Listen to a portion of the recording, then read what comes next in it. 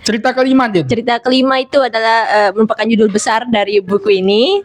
Tuhan Maha Tahu tapi Dia Menunggu, yang menceritakan seorang lagi-lagi saudagar kaya raya ya. Ya. Gak Aksenov apa-apa, ini kita lanjut sampai sampai rekat 23.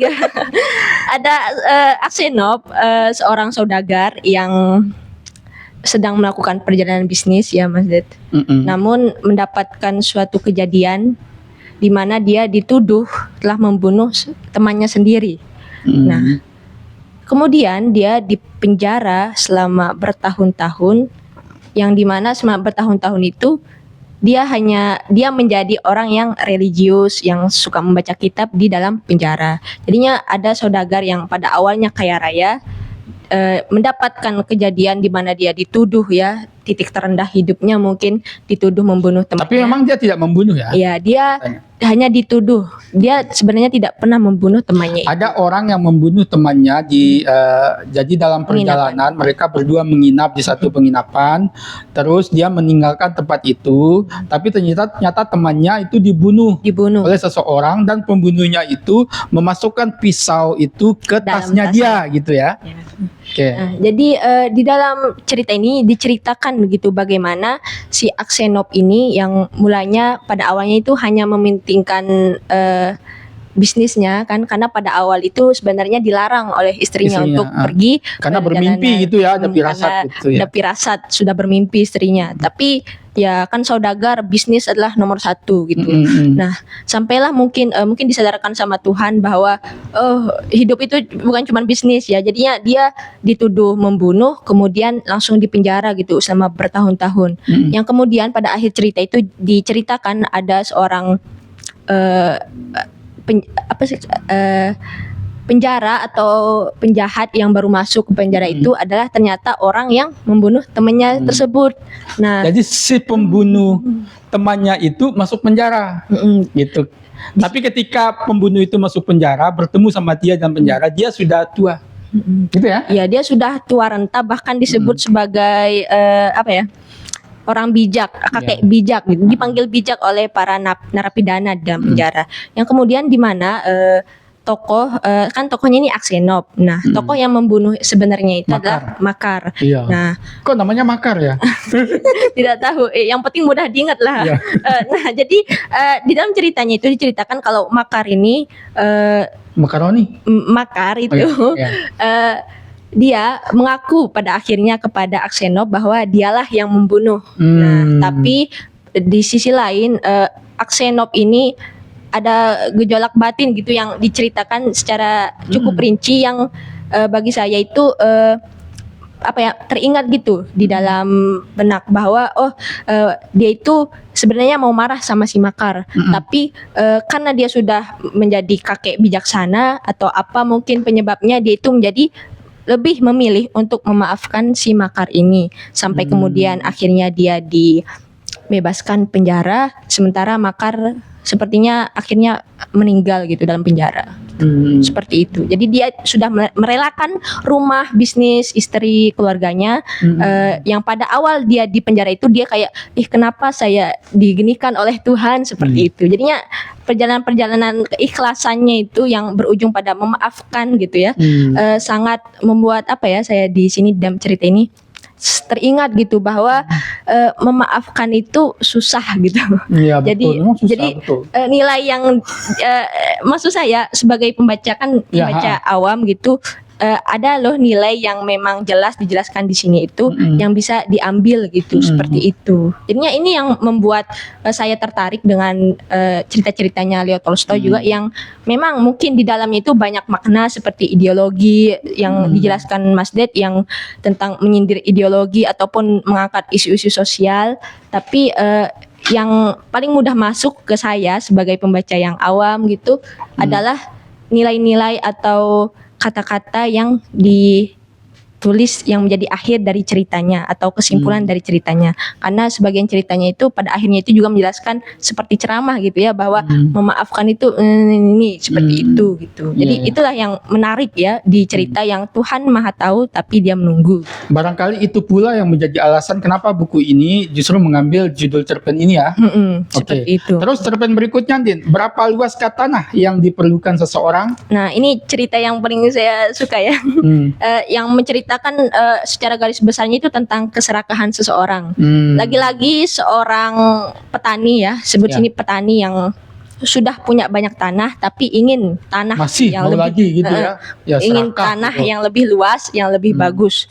Nah, suatu hari dia itu ada dapat cerita bahwa ada suatu tempat di mana ada orang jual tanah tapi harganya murah gitu. Murah. Nah, atau mungkin bisa didapatkan secara gratis kalau pinter nawar. Nah, jadinya pergilah dia ke negeri itu, ke negeri Bashir kalau tidak salah, saya ingat namanya. Nah, disitulah dia itu sudah melakukan tawar menawar. Nah, tawar menawarnya ini yang menarik, Mas Ded, bahwa kalau bisa kelilingi luas tanah yang kamu mau dari terbit fajar sampai sebelum terbitnya itu, itulah yang jadi tanahmu gitu. Oh, wah. Dengan harga segini. Kalau berapapun itu tetap harganya segini gitu. Maksudnya keliling, misalnya ngambil Di titik start itu. yang ini, berarti nanti harus kembali ke start yang ini. Iya, jadinya dikelilingin gitu. Nah, Misalnya kalau aku bisa keliling dari pagi sampai kemudian menjelang paginya lagi ya, tidak sampai matahari terbenam. sampai saja. matahari terbenam, berarti segitu luas tanahku. Iya, iya, tapi dengan harga yang sama gitu. Jadi berapa luas pun kalau bisa memang sampai terbenam matahari itu, jadi itu jadi miliknya gitu. Oke. Nah, jadi diceritakan di dalam cerita ini bahwa petani yang serakah ini itu menjadi sangat serakah ya, mulai diceritakan dari malamnya itu. Malamnya itu dia tidak bisa tidur, membayangkan tanah yang begitu luas, yang begitu subur akan menjadi milik saya besok, sehingga saya dapat mendapatkan kekayaan dan mempekerjakan banyak orang lain menjadi bawahan saya. Nah, jadinya ketika pagi hari itu dia hanya sarapan sedikit dengan kondisi tidak tidur tadi malam ya, dengan dia dan didampingi pelayannya itu bersiap-siap untuk mengelilingi tanah tersebut. Jadinya caranya itu dia berjalan diikutin sama orang yang dari negeri Bashir itu untuk nanti menandai tanahnya. Jadi ketika pada klimaks atau dari cerpen ini, cerita Leo Tolstoy ini, dia itu sudah hampir mau matahari terbenam dan luas tanahnya itu udah sangat luas. Itu awal titik tempatnya saya memulai tadi pagi. Saya tinggal sebentar. Sementara dia kondisinya sudah kelelahan, bajunya sudah dia buka, kakinya sudah bengkak-bengkak dan terluka gitu kan. Nah, jadi dia itu harus naik bukit untuk terakhir kalinya itu. Nah, ketika naik itu dia sudah sangat berusaha, yang diceritakan ya, mungkin gaya ceritanya memang seperti itu. Pada bagian awalnya itu dijelaskan pengenalan tokohnya itu cepat, namun ketika sudah sampai konflik atau klimaksnya itu mulai diceritakan secara rinci apa sih gejolak-gejolak perasaan dari tokohnya tersebut. Nah, jadinya ketika dia akan sampai di titik pertama dia memulai perjalanannya itu, dia sudah sangat kelelahan sampai merangkak-rangkak gitu diceritakan, sehingga sampailah dia tepat akhirnya sebelum matahari terbenam di tempat patokan yang pertama. Iya. Seperti itu. Jadinya semua orang termasuk pelayan itu bersorak-sorai gitu. Udah dapat banyak tanah, selamat. Tapi ternyata tokoh atau petani yang serakah itu meninggal gitu. Meninggal karena kelelahan. Iya. Nah, jadinya pas di akhir cerita itu warga atau tetua dari kota Bashir itu mengatakan sambil tertawa, yang ini yang masih jadi pertanyaan, kenapa dia tertawa gitu. Ini dia kasih ke pelayannya si petani serakah itu. Cangkul. Galikan tanah untuk tuanmu gitu. Seberapa gimana ya, sepanjang tubuhnya seperti itu. Nah, jadinya langsung kayak dapat diambil nilai kan, kalau kan judulnya berapa luaskah tanah yang diperlukan seseorang, bahwa nggak perlu luas-luas sebenarnya, karena kan pada akhirnya kan kita akan meninggalkan tanah itu dan cuman butuh yang seukuran tubuh kita untuk makam kubur kita gitu ya, seperti itu. Berarti ini cerita kayak Islami banget gitu ya. Iya, makanya. Jadi kayak menceritakan keserakahan dan memang gaya ceramahnya itu jelas gitu di sini. Walaupun memang tidak seperti cerita yang sebelumnya yang pada akhirnya itu ada kesimpulan gitu yang langsung ditulis. Tapi cerita ini tidak. Tapi karena sangat gampang gitu diambil kesimpulan oleh kita sebagai pembaca gitu. Oke, setuju Din. Aku juga merasakan yang sama seperti yang diceritakan. Jadi ini tokohnya sangat serakah gitu ya. Jadi sebetulnya karena ini cerita yang sangat panjang, ada detail-detail lain yang bukan informasi baru sih, menambahkan penegasan bahwa memang dia betul-betul serakah gitu. Setiap tempat dia selalu berupaya mencari tanah. Cari tanah aja kerjanya. Ya, cari tanah gitu aja kan. Misalnya Dia merasa, oh ini sudah cukup nih. Oh, saya butuh untuk gandum yang seperti ini. Kayaknya saya butuh tanah jenis ini gitu. Dia pergi cari lagi gitu. Berarti memang cerita ini tentang keserakahan ya. Berikutnya Din, judulnya 17 tahun kemudian. 17 tahun kemudian itu bercerita tentang seorang tentara, mantan tentara ya, yang kalau tidak salah yang sudah pensiun gitu, yang termakan oleh omongan temannya. Jadinya dia itu punya istri dan anak nih Mas Det.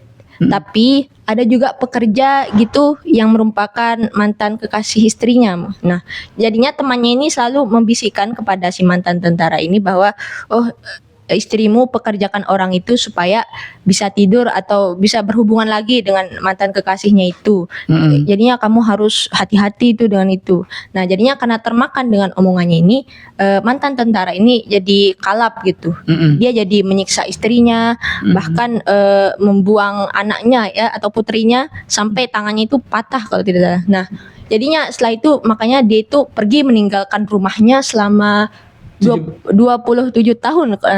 17 tahun kan? 17 tahun. 17 tahun kemudian. Ya 17 tahun, salah ingat. 17 tahun. Jadi ya setelah lama meninggalkan rumahnya itu dia kembali lagi gitu. Namun istrinya itu tidak mau berbicara dengan dia lagi gitu. Sehingga akhirnya si tentara ini meninggal seperti itu. Itu pendek ceritanya.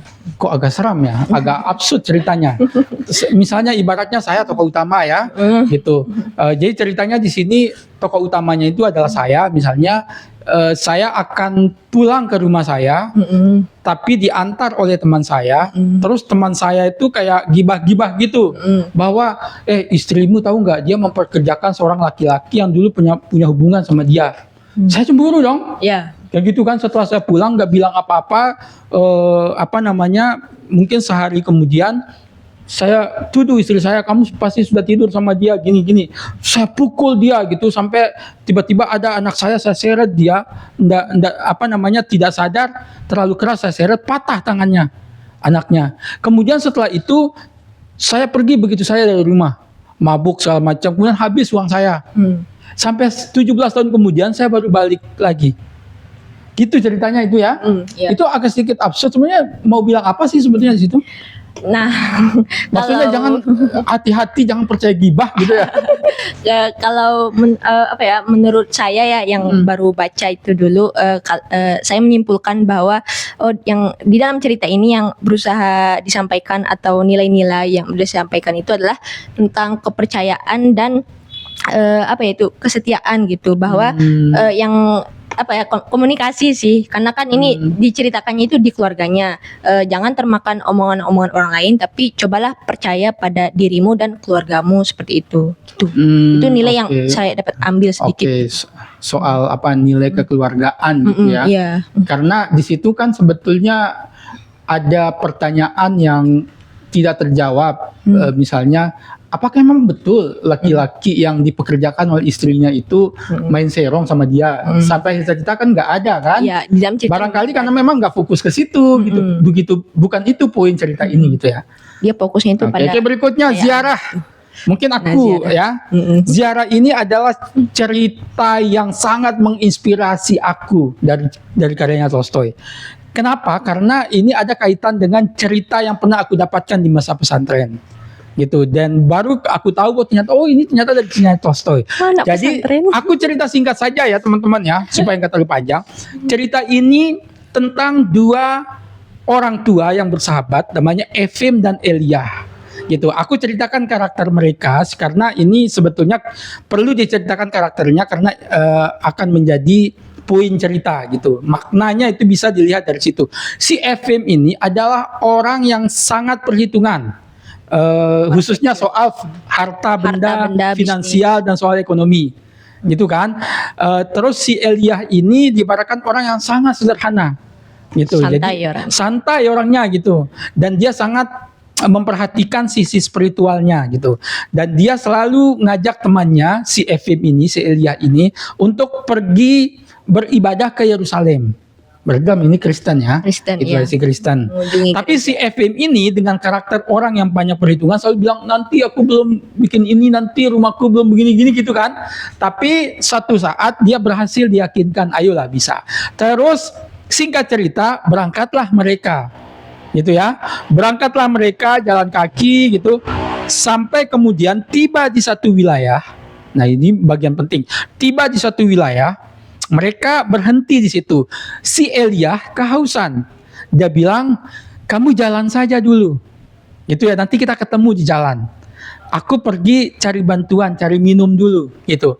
Terus dia melihat seseorang yang sedang seperti tidur di pinggir parit, di pinggir kali. Ternyata itu orang yang sekarat, gitu ya, mau meninggal. Terus habis itu dia lihat rumah dekat situ, dia ketuk pintunya. Singkat cerita, di dalam rumah itu dipenuhi oleh satu keluarga yang sekarat juga, gitu kan. Kenapa mereka sekarat? Intinya, kesimpulannya adalah bahwa desa itu kena krisis. Kayak gitu kan?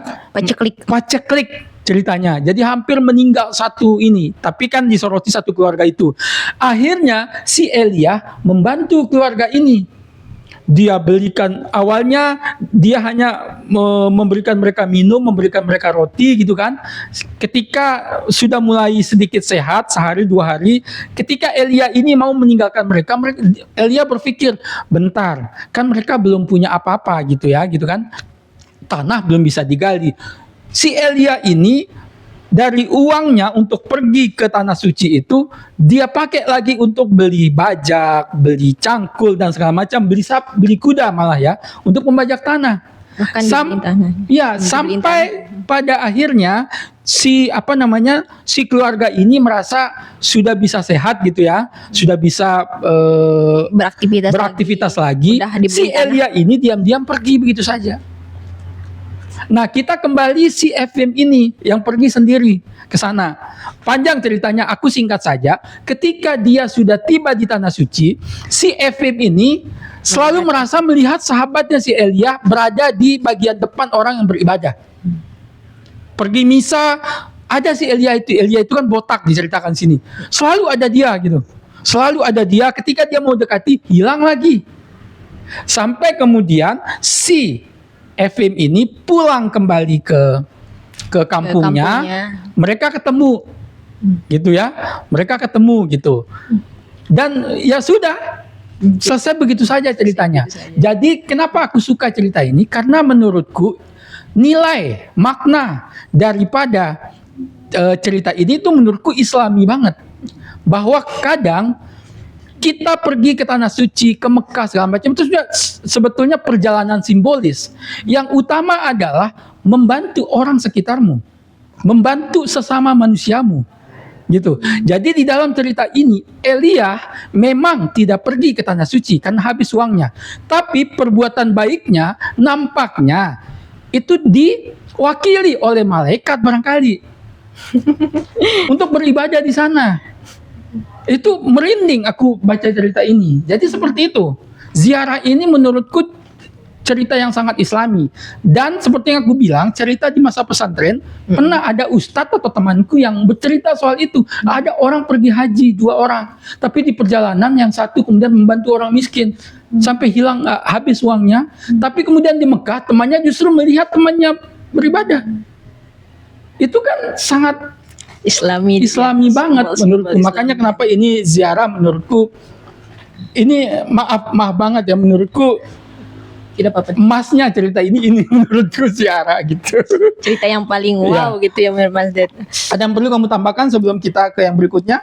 Kalau saya sih mungkin hanya karena kan dulu waktu baca di Makassar bukunya itu cerita ziarah ini tidak ada, jadinya saya baru baca kemarin ketika pinjam buku ini. Di mana apa ya?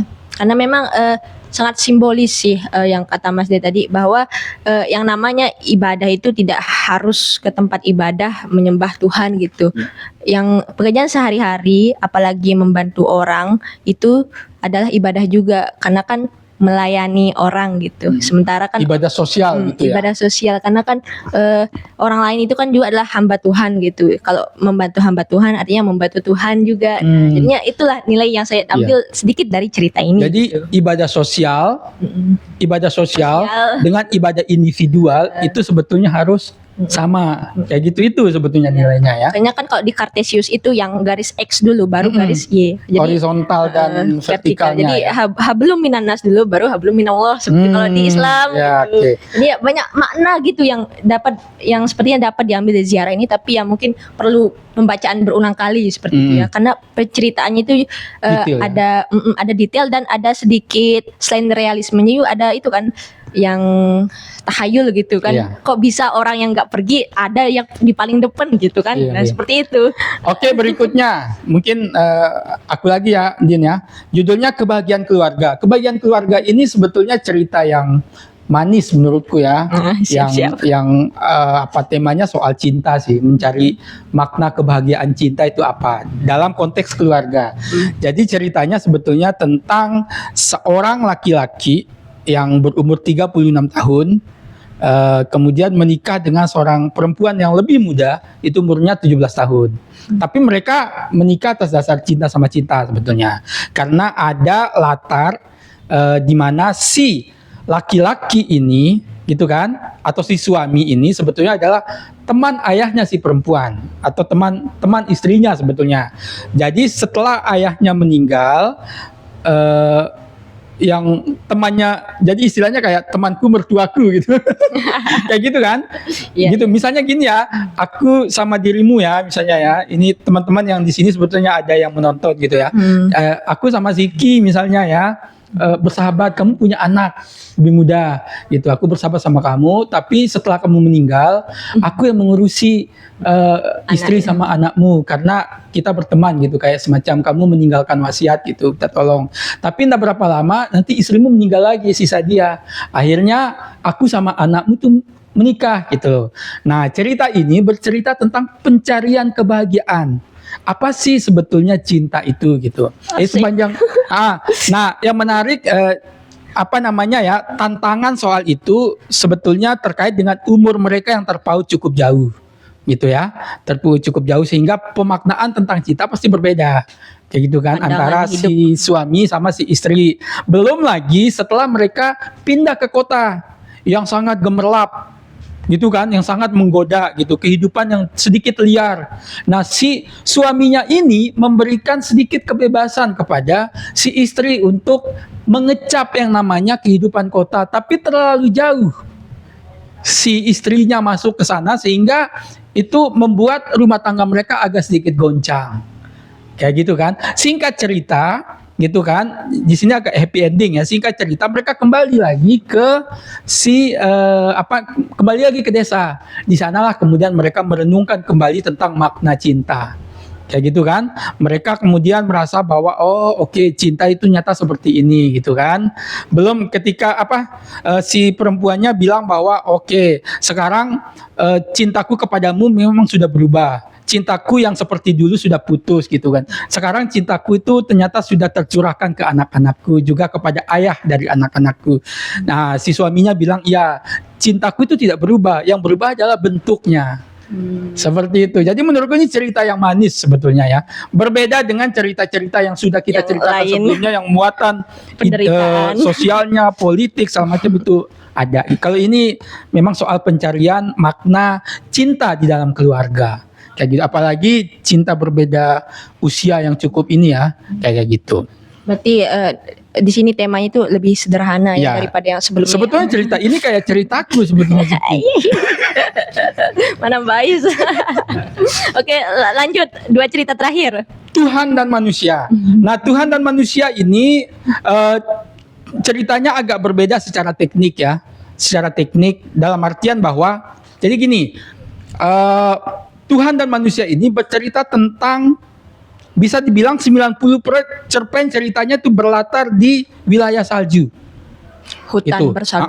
Hutan yang bersalju. Jadi 90% kurang lebih ya, gitu, asumsikan seperti itu gitu. Ceritanya itu berlangsung di situ.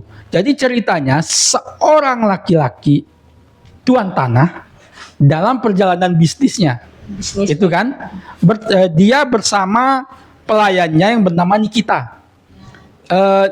Si laki-laki ini siapa sih namanya? Vasili. Vasili ini adalah orang yang penuh perhitungan. Pokoknya di kepalanya cuma uang gitu, kayak Tuan Krep.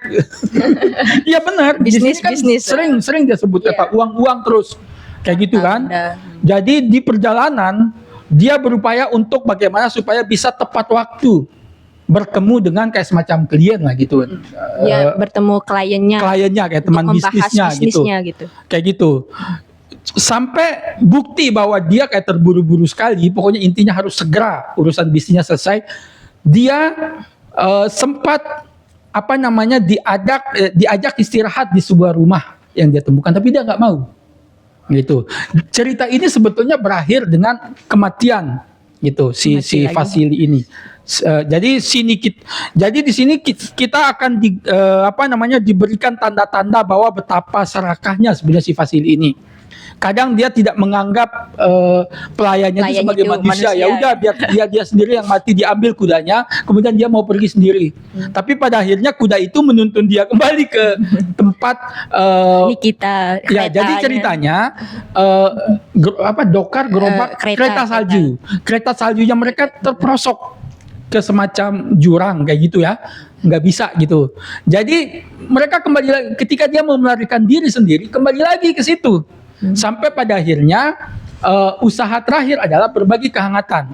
Si Vasili ini membuka bajunya, kemudian si Nikita itu juga begitu. Jadi mereka saling tumbuk gitu. Dan si Vasili ini meninggal. Si Nikita nanti diceritakan nanti bertahun-tahun kemudian dia meninggal. Gitu ya. Kalau menurut Mas Ded nilai apa gitu yang Mas Ded ambil dari cerita ini? Kalau aku ya masih sama dengan yang sebelumnya ya, cerita-cerita yang soal keserakahan itu menurutku gitu ya. Kayak gitu. Dan bagaimana sih orang yang serakah kadang berpengaruh terhadap psikologi karakternya dia yang tidak bisa melihat manusia sebagai manusia kayak gitu. Bagaimana sebetulnya dari awal kan dia bercerita bahwa Nikita ini sebetulnya banyak diambil nilai lebihnya kayak gitu. Maksudnya dia membayar Nikita tidak sesuai dengan yang seharusnya. Kayak gitu. Tapi ini kita tetap sabar ya. Di sini kalau menurut saya ya, kalau ceritanya itu juga mengingatkan saya kepada itu sangat Islami menurut saya kalau cerita ini, Mas Ded. Pernah nggak sih dengar lepaskanlah dunia maka dunia itu yang akan mengejarmu, belakangi dunia maka dunia itu yang akan mengejarmu gitu. Jadi kan menurut saya yang saya bayangkan di cerita ini bahwa ini kan si Vasili ini kan yang tokoh yang digambarkan yang selalu mengejar harta itu tersesat dan berkeliling-keliling saja, yang mungkin bisa jadi simbol ya bahwa orang yang mengejar dunia itu malah tidak akan dapat dunia itu gitu. Berbeda dengan tokohnya, pelayannya yaitu Nikita yang lebih memilih untuk pasrah ketika mereka tersesat, memilih untuk sabar dan malah membantu hewan yang di sini kuda itu, yang membantu menutup kuda itu supaya tidak kedinginan dengan karung gitu. Jadinya jadi di tokoh Nikita ini lebih menggambarkan sifat manusia yang tidak terlalu memperdulikan harta dunia, yang bersabar walaupun dizolimi sama tuannya sendiri, berbuat baik kepada hewan. Kan di sini kan Nikita juga penyayang hewan gitu.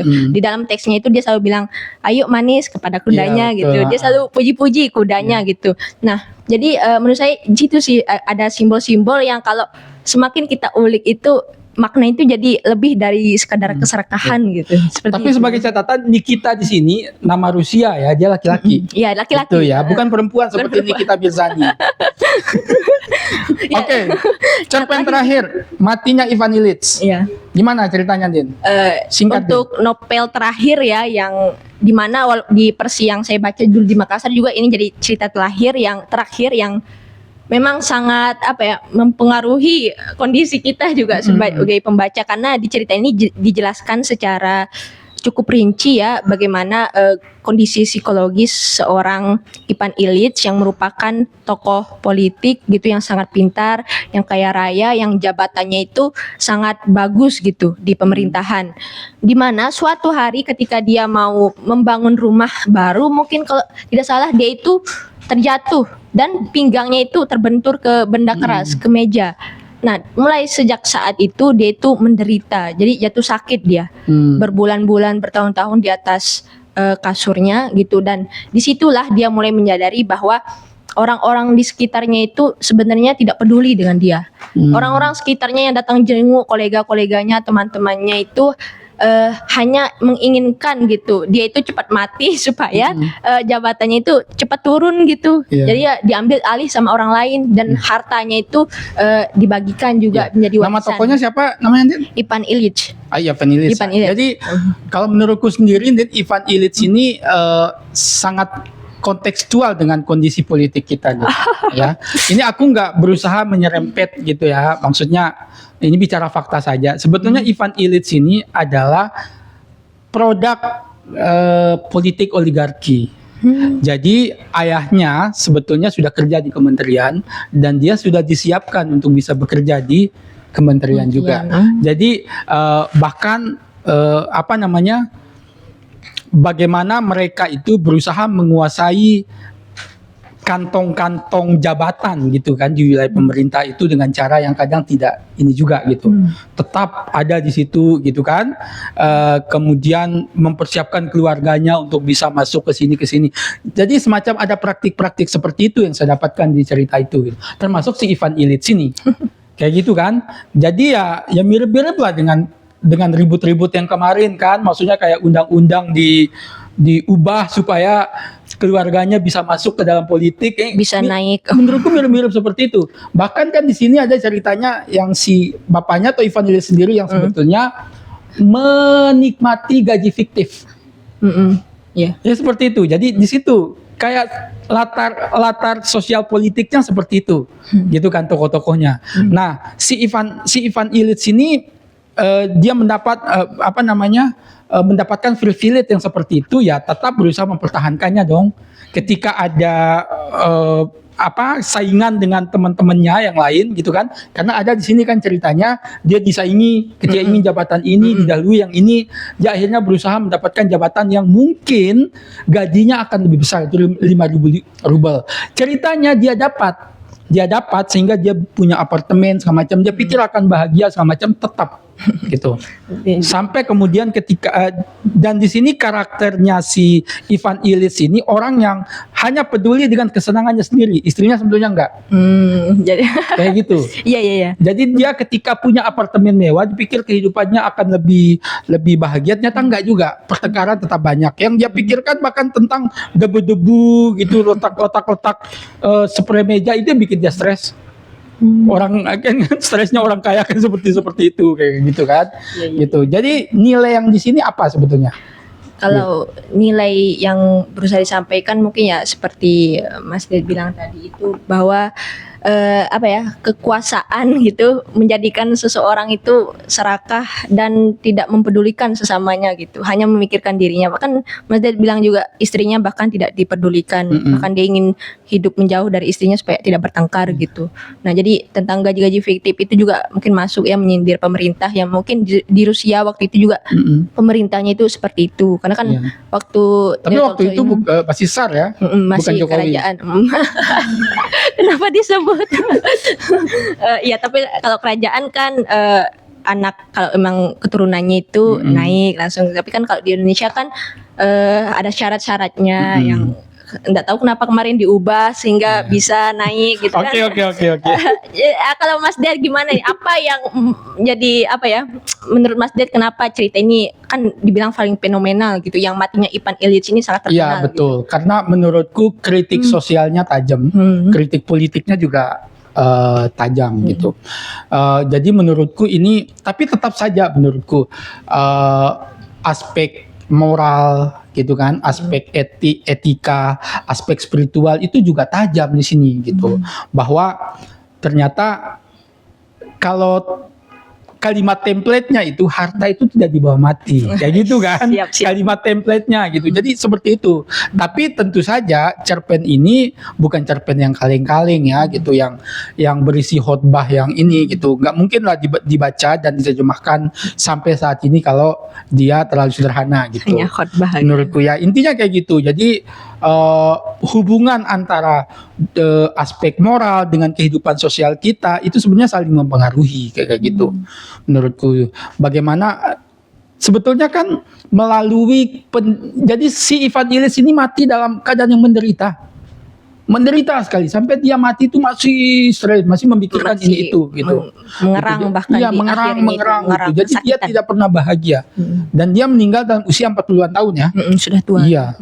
Tua gitu. Sudah tua dan menderita gitu ya, dengan Ya. semua harta kekayaannya itu nggak bisa Ya. buat dia bahagia. Jadi itu.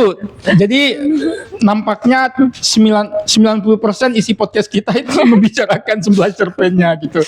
Oke, kita butuh mungkin sekitar 10 menit lagi ya kita untuk membicarakan dan apa sih yang kita rasakan setelah membaca 11 cerpen ini. Kalau kamu Din gimana? Oke, baik. Dalam 11 cerpen yang pernah saya baca dulu dan saya baca kembali ya, perasaannya itu tetap sama gitu. Jadi karena penceritaannya di dalam cerita-ceritanya Leo Tolstoy ini diceritakan dengan bahasa yang sederhana ya menurut saya.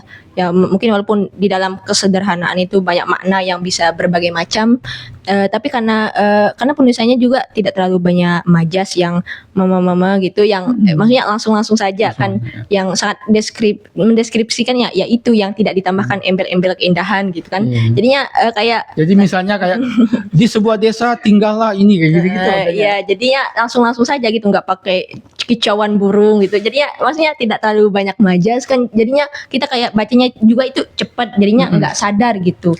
Dan karena menurut saya ya dari keseluruhan ceritanya ini tuh gayanya itu mirip-mirip lah satu sama lainnya. Maksudnya pada awal bagian ceritanya itu diceritakan dengan cepat gitu pengenalan ataupun alurnya. Nah, kemudian tiba di pada konfliknya atau klimaksnya itu mulailah diceritakan rincinya, yang dimana rincinya itu fokus pada keadaan psikologis yang dialami para tokohnya gitu. Oke, jadi kalau menurut Andin, cerpen-cerpennya Leo Tolstoy ini baik secara isi, baik secara teknik itu canggih itu ya. Itu jadi walaupun dia cenderung berkhotbah, bukan berarti bahwa dia menceritakannya dengan asal-asalan secara teknik gitu ya. Dia tetap berusaha memperhatikan aspek karakter tokoh-tokohnya gitu ya. Iya, seperti itu.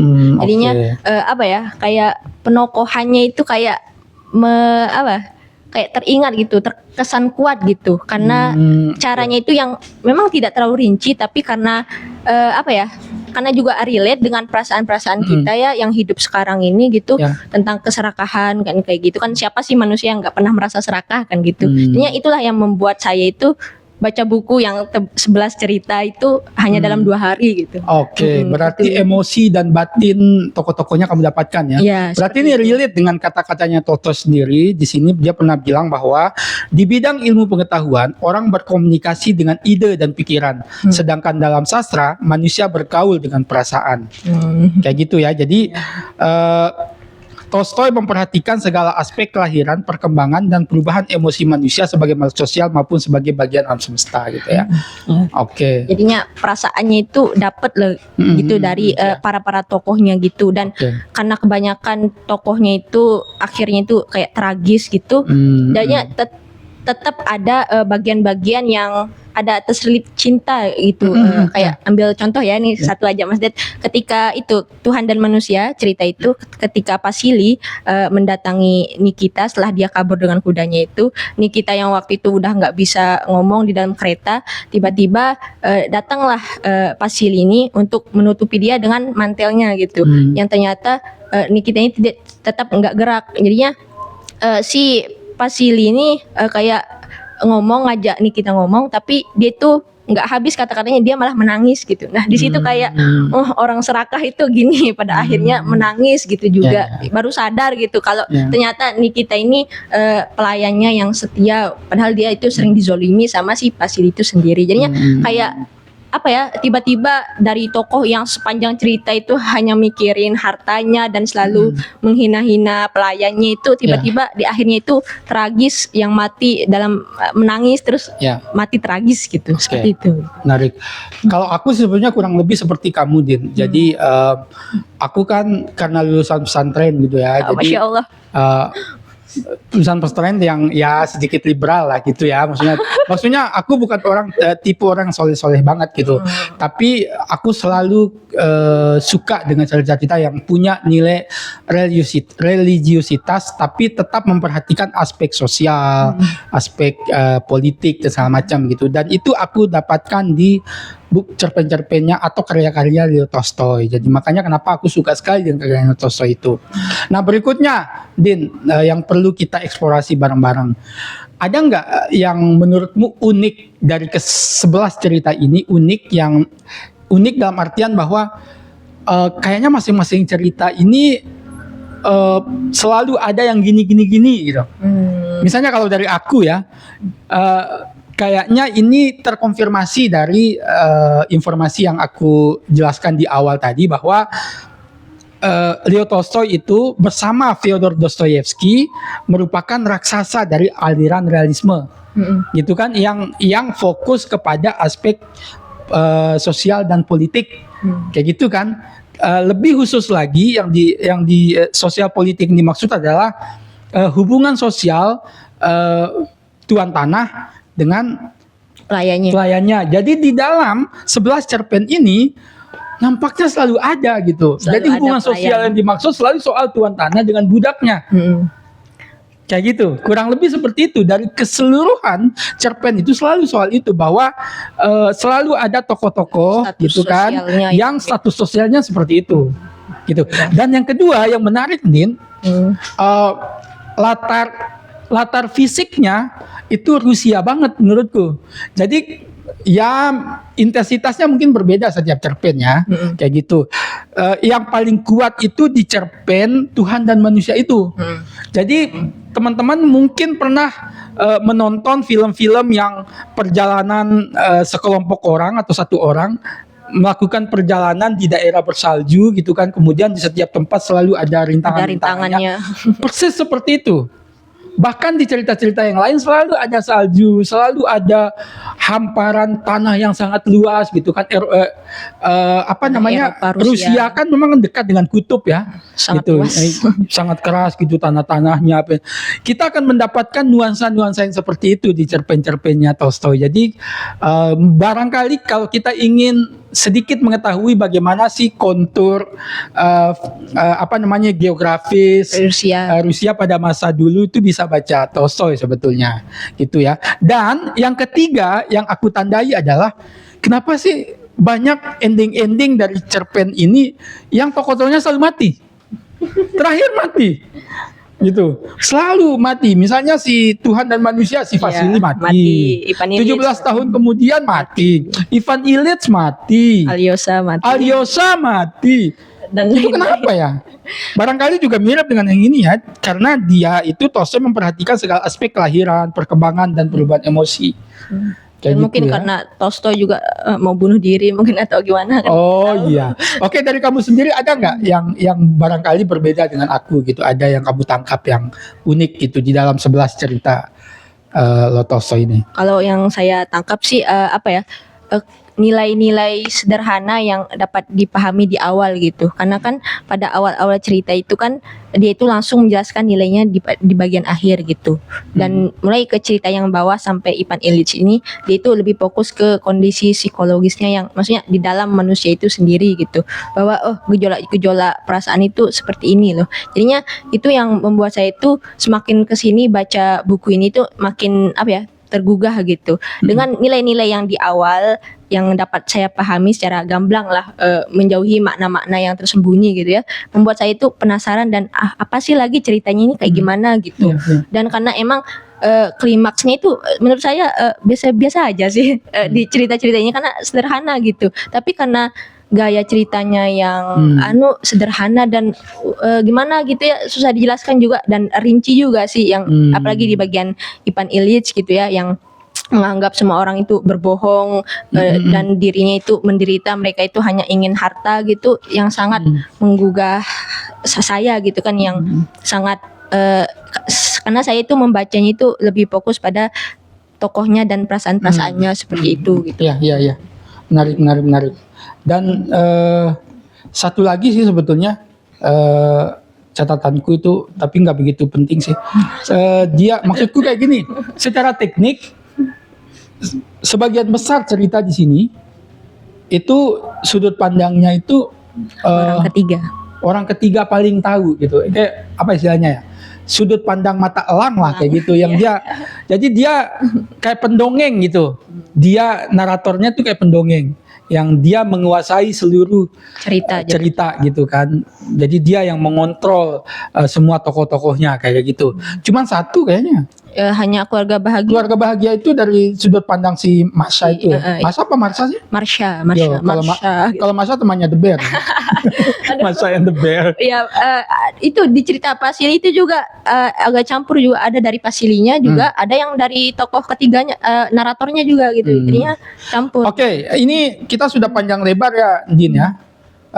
Tapi sebetulnya di awal kamu yang membukanya ya. Jadi sebenarnya tapi nggak apa-apa lah. Ini kan kita sudah bicara panjang lebar, cerpennya itu bahkan yang paling banyak kita ceritakan ya, masing-masing cerita. Kupikir ini penting ya, diskusi teman ulas kita kan memang membicarakan sesuatu secara dalam gitu ya. Diskusinya ya harus kita jelaskan konteksnya ke yang mau membaca gitu. Supaya nyambung gitu kan terhadap makna yang kita tarik gitu. Kita sudah bicara soal biografinya juga, kemudian posisinya Tolstoy di dalam kesusahan Rusia udah banyak banget gitu. Barangkali mungkin ini bagian-bagian akhir ya kita cerita gitu. Kalau kamu sendiri Den, buat kita berdua misalnya ya, ini bagusnya dibaca oleh siapa ya? Kalau aku sih, kalau dari aku ya Den ya, sebelum kamu jawab sekaligus kamu ambil alih gitu. Kalau dari aku ini bagus banget dibaca buat pertama sebenarnya aktivis ya.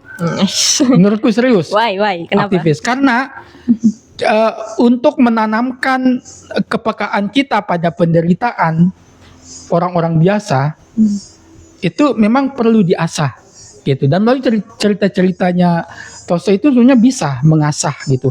Khususnya aktivis-aktivis Islam ya yang membawa jargon-jargon Islam misalnya ya. Iya. Perlulah baca ini gitu. Apalagi kalau aktivis-aktivis kiri perlu juga dibaca nih supaya ada perjuangannya teman-teman itu juga punya nuansa religius gitu. Karena yang kita perjuangkan manusia kan gitu kan, orang-orang kecil. Nah, di sini kan sebetulnya menurutku ya semua karyanya Tolstoy sebenarnya menggambarkan bagaimana itu sebetulnya ya, bukan perjuangan kelas sih, kayak semacam kesetaraan gitu. Iya gitu. Siapa sih sebetulnya yang paling dirugikan dalam sebuah sistem itu gitu. Iya. Keserakahan itu sebetulnya akan bagaimanapun akan mengambil korban kayak gitu. Gitu, mau kaya mau miskin ya, keserakahannya tetap akan memakan korban kayak gitu. Kalau aku itu sih sebetulnya. Dan terakhir menurutku buat yang mau membaca Tolstoy, memang ini adalah pintu masuknya menurutku. Pintu masuknya. Kalau menurut aku ya, jadi teman-teman silakan baca cerita yang lain. Cuman menurutku ini yang alternatif yang bagus Oke, Andin silakan Din. Oke, kalau tadi Mas Ded bilang buku ini cocok untuk aktivis, saya kembali lagi ke dalam kondisi psikologis para pembaca ya. Mungkin bisa kalau ada para pembaca yang mungkin sedang mengalami dilema dalam dirinya gitu, yang merasa menderita kayak kenapa sih hidup saya kayak gini gitu. Kenapa kayak banyak menderita gitu. Jadi mungkin dengan pertanyaan-pertanyaan seperti itu mungkin bisa langsung membaca buku Leo Tolstoy ini karena di sini tuh baik dari orang karena banyak cerita ya yang dimana orang yang kaya raya yang sangat memiliki harta benda semuanya ternyata tidak merasakan kedamaian gitu dan mungkin banyak kan pembaca yang mungkin sedang mengalami gejolak-gejolak seperti itu merasa hidupnya tidak ada makna atau apa itu mungkin bisa langsung Kosong membaca gitu ini membaca ini gitu seperti itu gitu. Oke, langsung Din, kamu ambil alih. Oke, jadi bagaimana ini satu kata ya untuk buku ini karena kan tadi sudah kita rekomendasikan, jadinya satu kata untuk buku ini yang mendeskripsikan buku ini, gitu. Satu kata aja.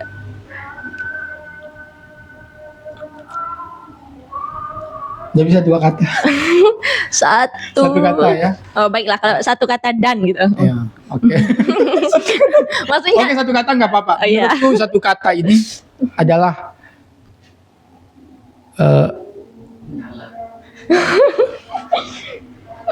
Allahumma 2 aja ya, 2 aja ya. Baik, boleh dah.